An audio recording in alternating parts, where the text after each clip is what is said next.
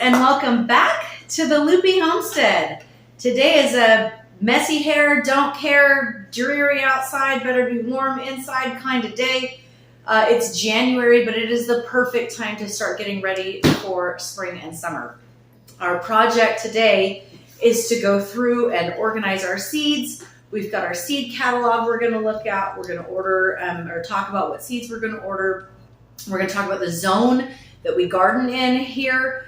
And then we're going to show you how we organize our seeds. And FYI, this is a new way of organizing this year. In the past, we've tried a couple different options, baggies, and someone at one point suggested using like a photo album where you can slide the pictures in. The problem is when you're dealing with really thick seed packets, they don't work so well in there. But a gal from our church does it this way. We saw a Facebook post from her recently. So you know who you are if you're watching, and thank you so much for the great idea. We wanted to share it with others because we thought it was awesome.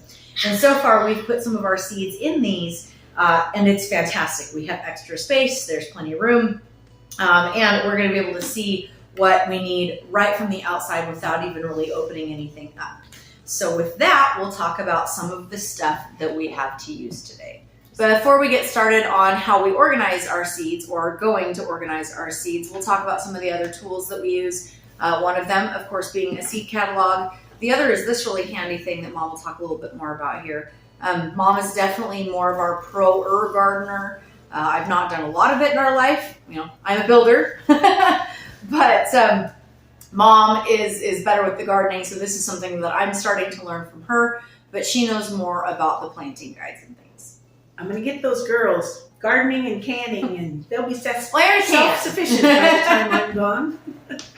This one is really great because they offer a planting guide for our area. We are in like zone 6 up here. So it kind of looks like this.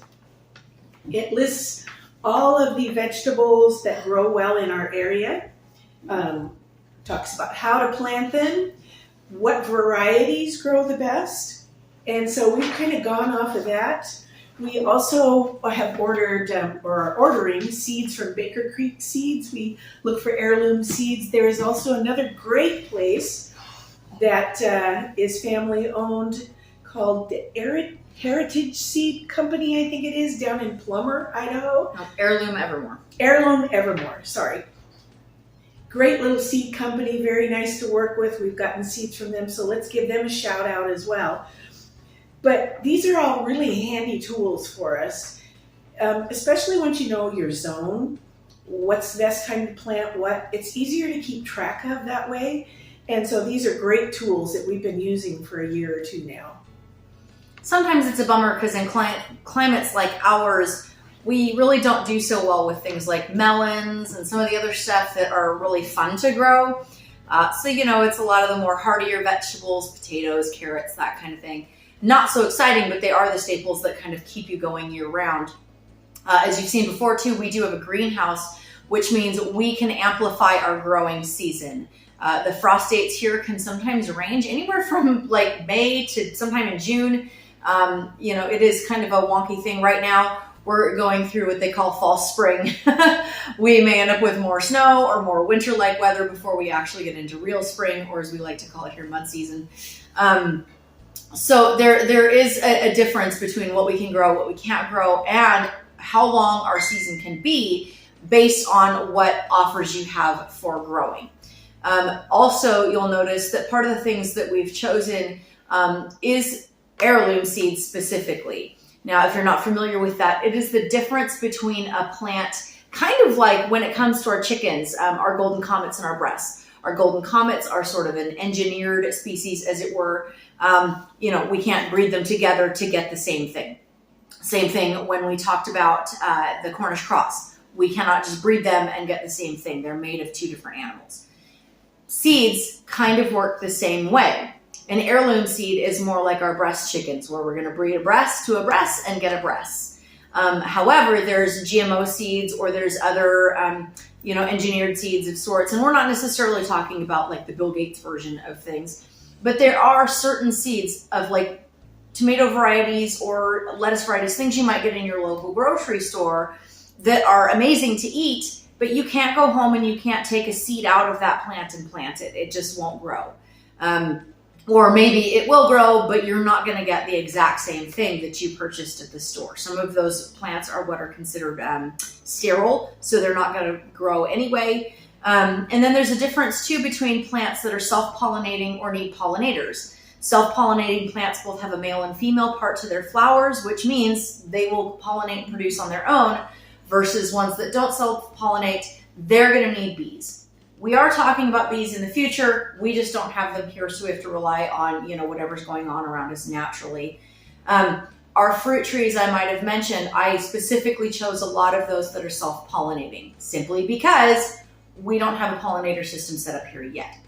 So these are things that we consider with regards to what we're going to plant and grow. How well does it do here? Are we going to need an abundance of things like butterflies and bees to make our garden, abundant? And then we have to look at other things. Do they do well in raised beds? Do they do well in ground? How early do we need to start them? How are they going to do, late summer, early summer, things like that. So there's a lot of variables that go into it. There's a lot of really amazing resources online that talk about seed starting and planting, especially for your area. It's a wealth of stuff online. And recently, I was out of town, but my parents were able to go to a really great speaker who talked about growing in our area. You can find a lot of that stuff on YouTube, online, things like that. Or get involved in some of your local stuff, because chances are somebody's doing talks about that kind of stuff in your area. The seminar that we attended, my husband and I, was a really great seminar because the lady that put it on has done a lot of extensive work in greenhouse growing all through the winter. And that was something we are very interested in, because we would like to have things like lettuce and carrots and things like that in the wintertime when they're not readily available. So there's going to be a lot of trial and error going on here as we kind of figure out how this is all going to work for us. We've got things like hydroponic systems kind of in the future that we're looking at, so we can grow wheatgrass, which is a great feed that you can give to both your pigs, your horses, your sheep, your chickens. And so that's something else that we're kind of looking at in the future. But as we get accustomed to this area, we're learning a lot about our growing season, how long we really have before we're getting into that iffy period where the snow could fall. So it's just been really interesting, and we're really looking forward to using kind of this seed system that we're setting up so we can keep track of what has grown well, what hasn't grown well, what we don't want to try again, and what we can propagate for seeds. So it'll be interesting to learn all this. We also have a book called Seed Savers, I think is what it's called. And that actually talks about how to save the seeds from your garden. If you have a plant that does extremely well, and it is something like heirloom, why not save the seeds? Why not keep a supply of seeds? Because especially if you take those seeds from the best crop that you get, you're going to get similar crops in the years going forward. Don't take seeds from the sickly plants. I know it's real tempting to be like, oh, wow, this zucchini was really amazing, but this one wasn't, so we'll hold the seeds back from this one because this one would be better to eat. Take the seeds from your better to eat one. Just like a breeding stock of, cows, pigs, things like that, you're not going to breed your icky looking one. You're going to send that one into the freezer. You're going to breed your good stock. And that's a difference in growing vegetables and things too. And not so much that we are, afraid or we're panicking or even that we're preppers in a sense, but with all the things that are on grocery store foods, Appeal, other stuff like that, we just look at that and we go, how good is that for us? If we can grow it at home and we know what's in it and we know what's on it, it's definitely going to be more healthy for us than kind of an unknown product. And that happened to us a couple of times recently where we went to the store and purchased some foods that we've bought my entire life. And it turns out that those now contain bioengineered foods. Now that's still kind of a loose term because maybe it contains bugs, maybe it contains other things, maybe it contains some lab created item. But from what you do know, it's probably not straight from nature. So it's just one of those things that it's kind of like, all right, do I think it's going to kill me tomorrow? No. If I can stay away from it, would I rather? Absolutely. Things like that always take time, As you know, like I said, we try to do our own chicken meat, our own pig meat, no cow as of yet. But it's just getting to the point where, if we can do it and not have to buy it, two things are going to happen. One, we're not going to have all the chemicals in our food. Two, we're going to save money because it's grown ourselves, and even more money if we are saving those seeds to reuse next year. Because a seed packet is really generally on average $3 to $4. But if I pay that $3 now and I don't have to pay it ever again, I've saved money. I've saved at least $3 to $4 per seed packet a year. So you can get upwards of $60 if you're going to order all of the seeds that we have in a period of time. But next year we may not have to pay any of that. So that's the goal, is sustainability, keeping things going, and being able to be a little bit more self-sufficient every day. And besides, I'd rather eat a carrot than a chemical. Absolutely. So with that, let's get into some of what we're doing. Now, we will mention Mom has this, and we had intended to do this last year. You can tell it's a little wrinkly, a little worn. We are planning to take this and hopefully at some point laminate it and have it somewhere we can have access to. And that's another thing. If you have a tool that you use a lot, do what you can to preserve it. We've got some great information on some of our trees that it's laminated in my kitchen. It's hanging on our homestead board. I can reference that anytime I want for things. And this is just another thing. It's handy. We don't want to lose it. We would rather preserve it also. So I don't know if any of you have dealt with a seed catalog before, but we're just going to go ahead and use Baker Creek for an example. They're a great seed company. We've dealt with them in the past. They have just about every variety you can imagine in here, for flowers, for herbs, for vegetables. They have a great little description of how many days the growing is for it. A lot of times it'll mention whether it's hardy in certain zones, which is really important. And so what we've done is they have an order form in there. We just went ahead and filled out all the different things through the catalog that we were interested in. Then we also went through the seeds that we already have and crossed out or changed varieties depending on how it would work for us. And so once we get that done, we can get our seed order in. They're a great company to deal with. They're very helpful. So that's how we're going to do this part of it. And shortly we should be getting some seeds in the mail. This is a great tool. We found out about this from a gal at church. This is kind of a system that they use. These little containers are available on Amazon or through Michael's craft stores. Which is where we got ours. Several places you can get them. We found them on sale, thankfully, at Michael's, so we picked up a couple. They are so handy. They seal shut like a little suitcase with handles, and they have all these little individual containers. So what we're going to do is put our seed packets in those and label them with what type of seeds, like carrot, corn, and then other labels that will state what varieties we have. So once we've got these planted, if we get a variety that doesn't do well, we can pull the sticker off, eliminate it, and try a different one. But this is just really handy because it will keep them dry, so they won't get damp and germinate when they shouldn't be. And this is going to be our new system this year. We're going to really be excited to try this. Now, for context, this is a photo keeper. Generally, what you might keep your family photos or something like that in. But, obviously we've got some seeds in this one, and that's some tomato seeds from our garden last year. I've got a couple packs in here, plus some from Baker Creek that we hadn't used yet, and there's still plenty of room to fit more. We've got, like she said, we're going to put labels on them. Some of them we've started. So like here's one. We've just got a little Dymo label maker. Brother, anybody will work. But like I said, we've written beans here, and then we'll put the varieties up here. So the thing of it is like she said, yeah, if something doesn't do well, we can peel the seed sticker off. However, if something does really well, but we've lost the seed packet, we don't remember who it was from. Was it from Heirloom? Was it from Baker? Was it somewhere else? We can look here, and like on this one, I've written BC Blue Lake. Those are Baker Creek Blue Lake seeds. They're bush beans in this case. So if we really liked them, we're out of the seed packet. I can go right back here and go, oh, I know exactly where those came from. Similarly, we use the little garden planters and things. So if it did well, and we've got that garden planter, well, then we can keep that with the seeds that we've collected, and then they can go right back in the same box. The nice thing about this is you can choose to do it a couple different ways. You can have all your bean seeds in one package, Or if you have a lot of different tomato seeds and you like growing, like we do a lot of times Amish paste, so we can cook them down for sauce, or maybe there's salad ones that we use. You can have 3 different tomato boxes if you want, and label them with this is an Amish paste and this is a beefsteak. So it really does give you options for organizing as most or as little as you want. You could have 100 of these things if you wanted. I don't think you'd need that, but it's just a good way from what we can tell so far for us to be able to see our stuff. The nice thing about it's clear.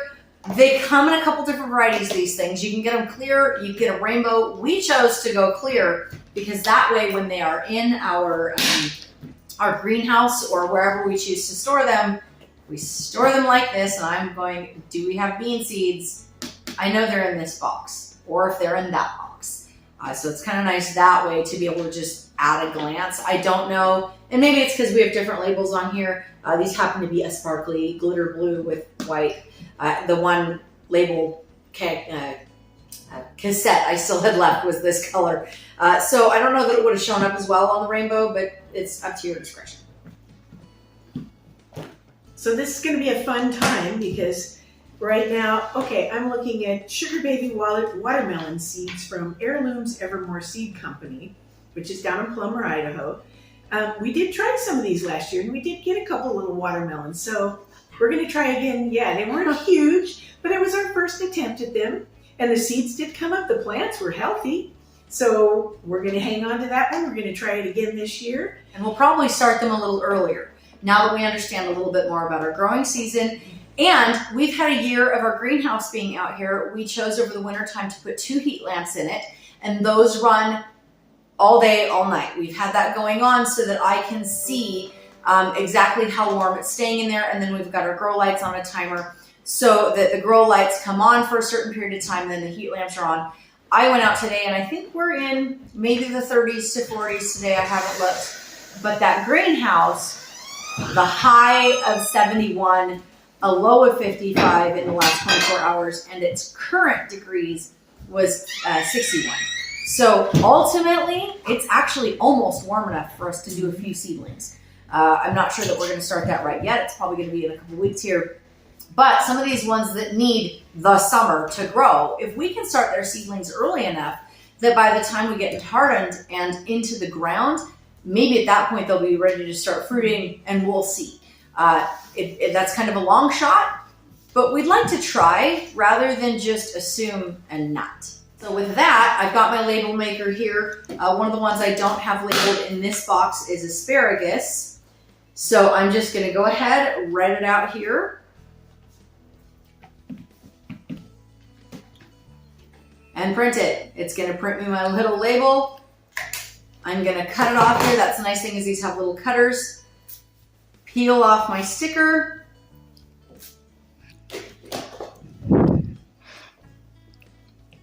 Pop it on my box.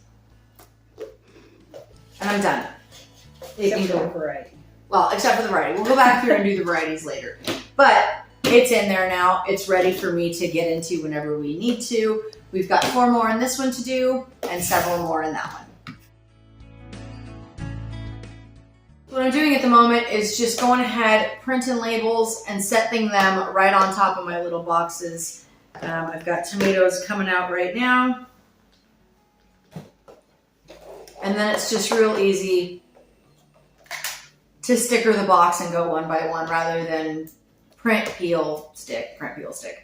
Of course, with the 2 of us here, this goes really fast like anything else, but it's just going to be an efficient way of doing it. Now, being a family who doesn't like to spend extra time working at something if we don't have to, all of our things are alphabetized. So we've got asparagus, beans, beets, broccoli, it goes in those letter orders. It's just going to be easier for us to find things, but we categorize them a couple of separate ways too. Veggies will be in one section, and I know tomatoes are technically a fruit, but everybody tends to just put them in the vegetable category because I wouldn't necessarily put blueberry or raspberry seeds near my vegetables. I wouldn't think to look for them there necessarily. So I would have fruit seeds in one place, vegetable seeds in another. We have herbs separated, and then we also have flower seeds.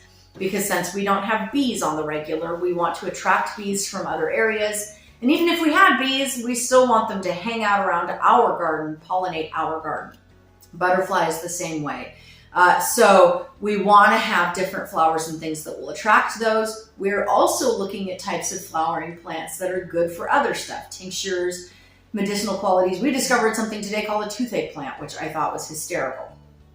So we're looking at some different stuff like that, because if we can have something here that grows and is also beneficial, why not? Like, if it's beautiful and beneficial, great, go for it. We also get plenty of praying mantises around here, sometimes ladybugs. Praying mantises, by the way, can attack a beehive. So, it's really not recommended to raise both on a property, or if you're going to, keep them at way ends of each other, because the praying mantises will go after your bees, or if you're raising ladybugs, exactly the same thing. So my husband really wanted to do praying mantises. I think we're going to have to skip that, because I'd rather have ladybugs and bees personally.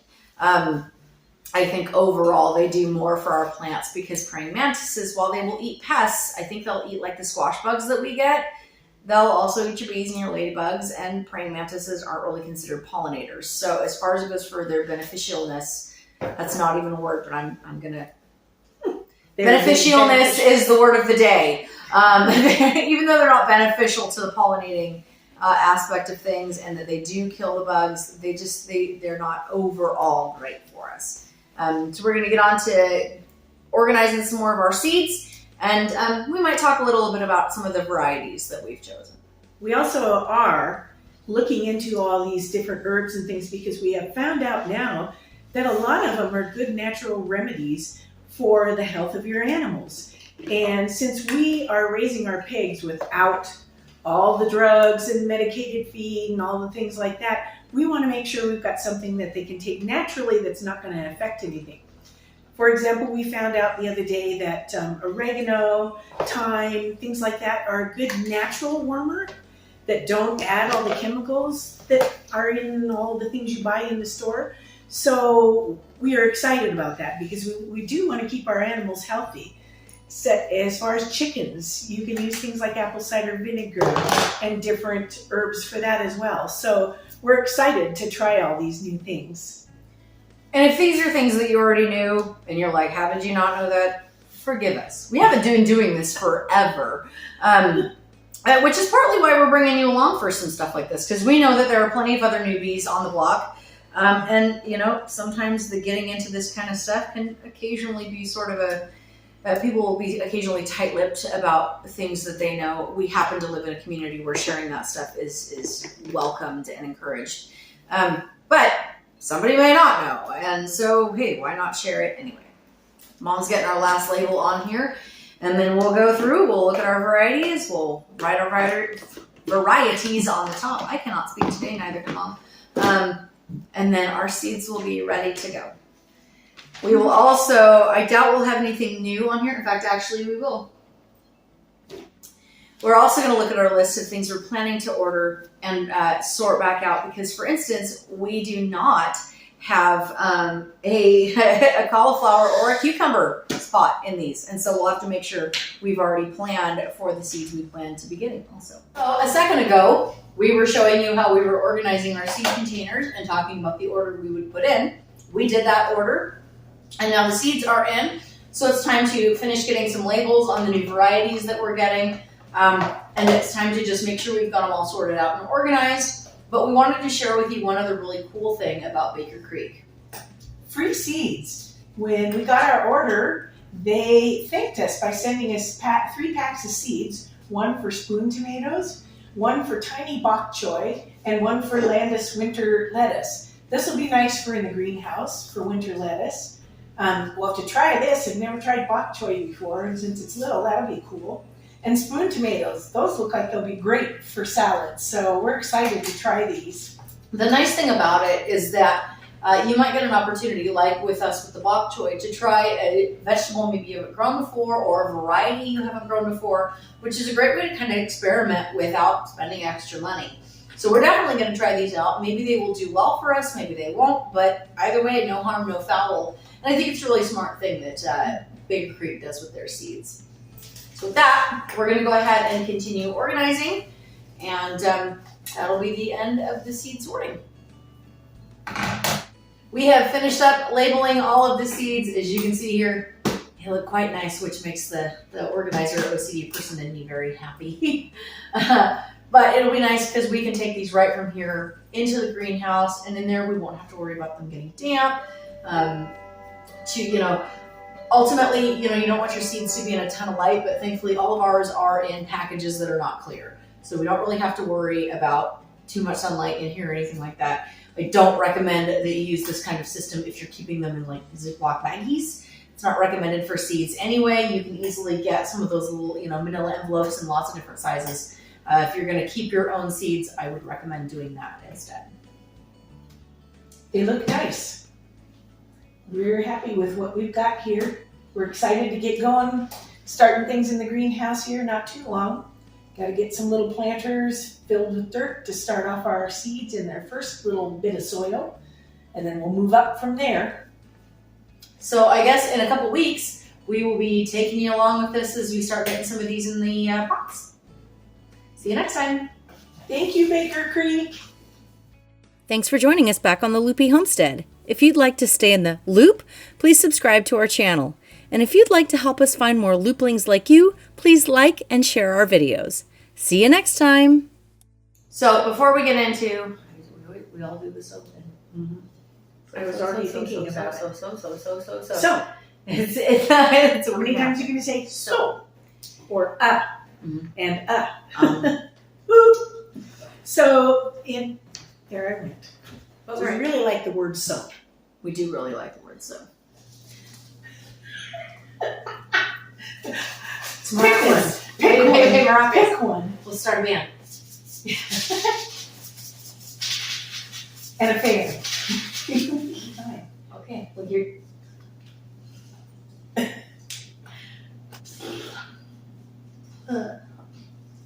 So,